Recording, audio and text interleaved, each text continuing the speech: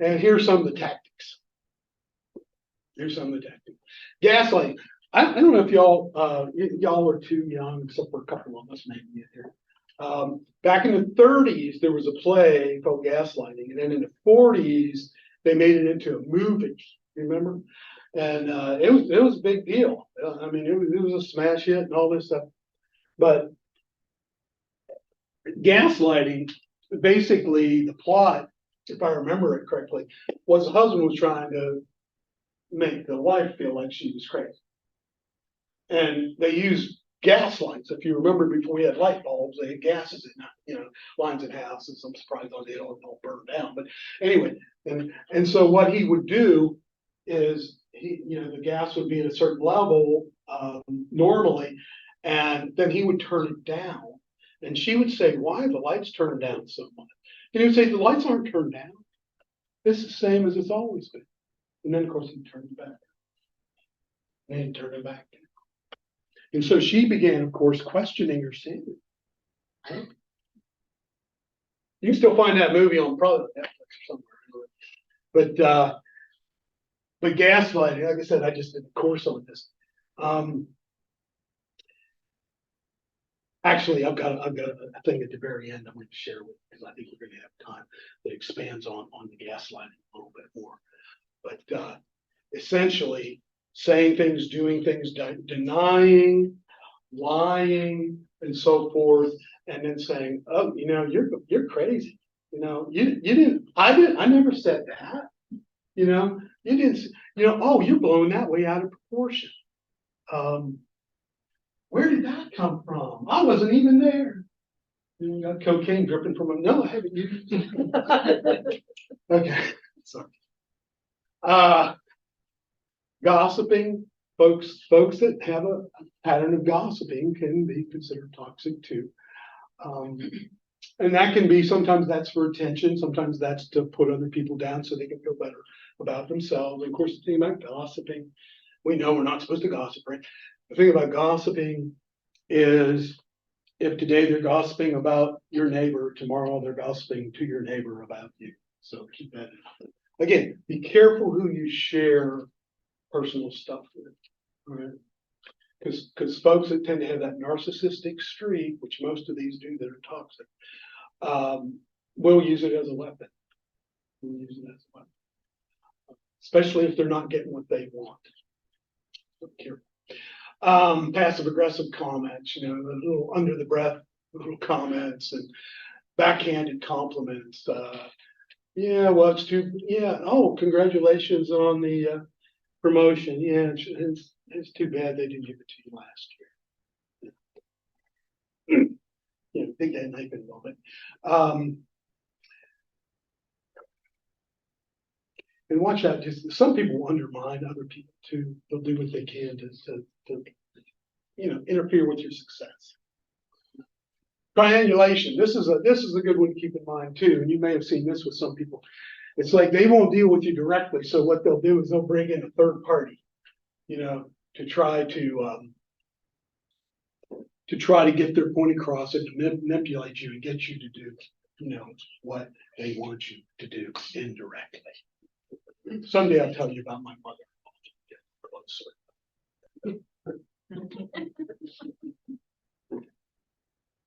Because she's done everything. No. Anyway, okay. I probably shouldn't have gone there. Huh? Okay, withholding information. You run into these people too. Again, this is a control and a manipulation tactic too, where they'll notify at the last minute that there's a meeting, or they'll forget to notify you that there's a meeting, or tell you that no, I told you about, and they didn't tell you about the meeting. I mean, you got to watch these. Lies. There's different ways to tell lies. It's interesting if you go to court. What do they say? You tell the truth, the whole truth, and nothing but the truth. So hope you got it, hopefully. Because people can tell a lie by leaving things out, right? Right. And this is almost a form of a lie, in my opinion. They can say something that's directly false, a counter to reality, and that's a lie. But again, we leave things out, the truth, the whole truth, all the details, and of course, nothing but the truth. So watch these kind of folks. The silent treatment. This is like they cut up. They won't talk to you anymore. They're gonna punish you. Actually, I kind of like this one myself. People don't talk to me anymore. Okay, that's good. We'll take a break. But they do it as a way to punish and manipulate. There's also something called stonewalling, which is really like just a step beyond this, which is I'm gonna punish you by I'm going to ignore that you're even present. I'm not even going to acknowledge you. Again, think manipulation when you think of a lot of toxic people, because they want to get their way, they want to do what they want to do, and they're patterns that are pretty unhealthy. Along the lines of the silent treatment, what are your thoughts around individuals that will just like cut you out, like without the form of, like they don't allow for reconciliation, or they don't allow for, like, you had a disagreement, let's talk through it, it's just like, oh, I'm gonna cut you out and that's it. Okay, what are you thinking about, like in a friendship Yeah. kind of situation? Well, because I'm such a nasty guy, I would say Bye. Yeah, because it's not a valuable friendship if somebody's negative. exactly. Which is why I look at it like it's a form of Yes. toxicity, because it Yes. makes you question your thoughts and your feelings and all of that. Yeah, and if they're going to treat you that way, Yeah, I mean, that's just not acceptable. I mean, if you think about friendships, just like marriages, if we think about marriages or friendships, why do we engage in these? We engage in them because we expect things to be better, right? Not worse, not to drain me psychologically, emotionally, or cause me pain. Yeah. Right. And if there are people that do that, well, then, and we'll get to this. Well, then it's like good riddance, and God may have protected you from something. Yeah. Yeah. Exactly. Sabotage, we kind of talked about, where they'll undermine your success or downplay it or minimize it. Projecting. This is another tactic a lot of these folks do where they'll come in and they'll be yelling at you, and you say, stop yelling at me. I'm not the one yelling, you're yelling. That's projection. Okay. Basically blaming you for what they're doing. Okay, we have one political party that is really good. I'm going to stop right there. Okay. Which one? I think that's gaslighting. Oh. Or have you ever had a friend who's like, you've done something, you've done it well, and they always come up, they've got a better story or a bigger success, or you're in the one-upsmanship people. Again, if it's a trait, if it's something that happens consistently. Selective amnesia. I don't remember that. I don't remember being there. I don't remember saying that. That never happened. That never happened. Okay. Oh, this is what I wanted to. I can't tell you the pain I went through to get this on here. I tried like 8 different methods and finally was able to get it on there. A manipulator's mantra. You can think of this as a gaslighter. You can think of this as a narcissist. Okay. These are the sorts of things that they can say. All right. Okay. So you think of it, you're laying something out there. You're trying to appropriately confront them. Gently and lovingly in a Christian way, right? Okay. And their response is, that didn't happen. Just outright denial. Right? And if it did, it wasn't that bad. You're overreacting, you're imagining things, right? And if it was bad, right? It's not that big a deal. You need to get over it. Again, think of projection too. It's like it's the other person's got the problem. You, because you're confronting them. They don't like to be confronted. Okay. And if it is a big deal, well, that's not my fault. Probably yours. Right? They would do the projection thing, right? And if it was, I didn't mean it. come on, you should forgive me. You're a good Christian, right? You know, forgive me, right? Yeah, then I'll kick you right in. Again, okay. And if I did mean it, that's because you deserved it. You see? I felt this encapsulated so much of what narcissistic folks, manipulators in this system, will tend to go to. Okay. All right, so what do? We gotta just quick. This is boundaries. I'm a big boundary person. And I'll tell you a really good rule of thumb. I think it's good because I can't help it. It's a really good rule of thumb. And that is, if I wouldn't do it to you, I shouldn't permit you to do it to me. Does that make sense? Let me say that again. If I wouldn't do it to you, if it'd be wrong for me to do it to you, I shouldn't permit you to do it to me. Right? So I set a boundary that doesn't allow that. And if those boundaries are crossed, well, I'm going to confront you and we're going to try to fix it. But if you're not willing to fix it, again, if it's like a friend, well, then we're probably going to have to part company. All right.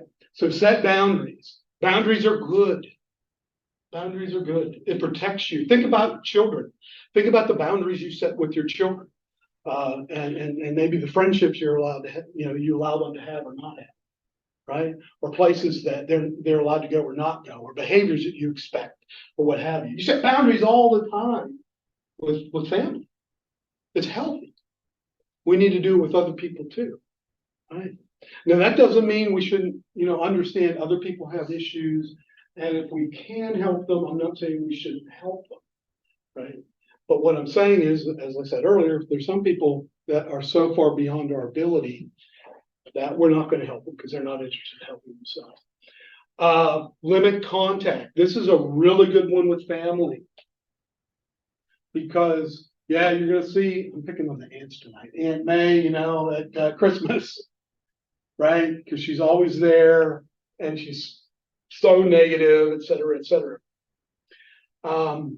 I can limit how much time I spend around her, or if need be, how much time I spend over at grandma's house because she's there, right? I can control that, right?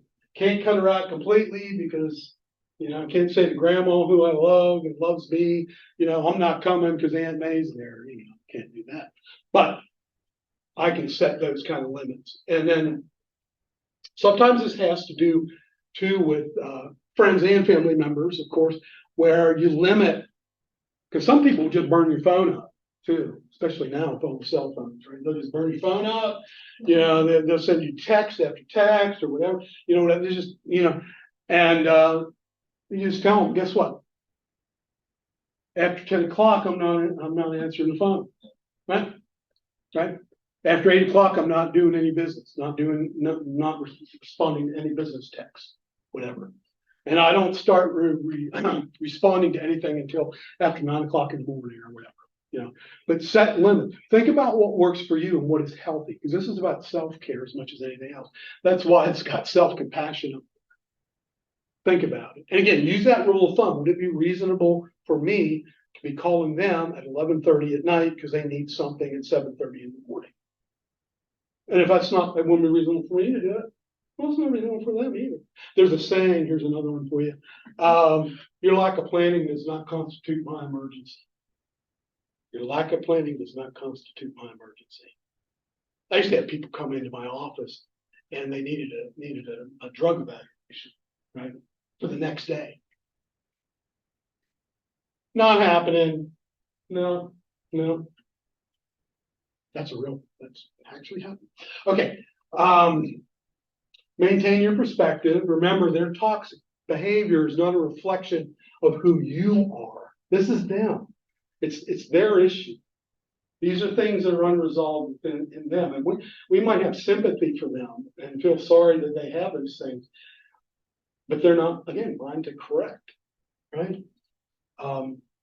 So remember, it's theirs. That is so freeing if you have a close relationship and it's like you're not sure where you're at, and that light bulb goes on and you realize this isn't about me. This is about them. It's like, oh, a breath of fresh air.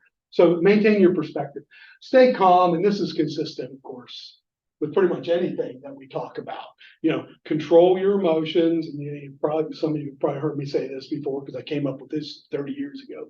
When emotions walk through the door, logic jumps out the window. You cannot access two areas of your brain that are so diversely different, right?